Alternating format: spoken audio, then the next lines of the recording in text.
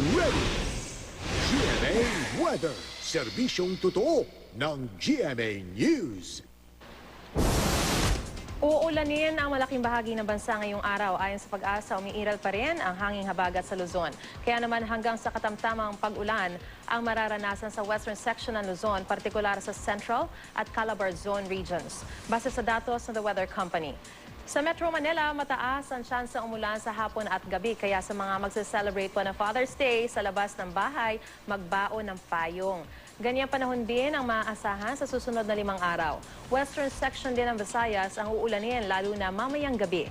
Habang mula hapon naman, inaasahan ang pag-ulan at thunderstorms sa Kalakhang, Mindanao.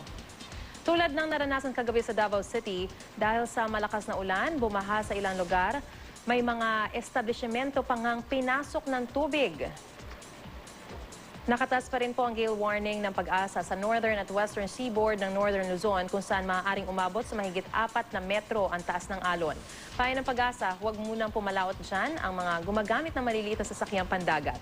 Para sa iba pang weather update, bisitahin ang website at social media accounts ng I Am Ready PH. Magplano para sigurado, I Am Ready, serbisyong totoo ng GMA News.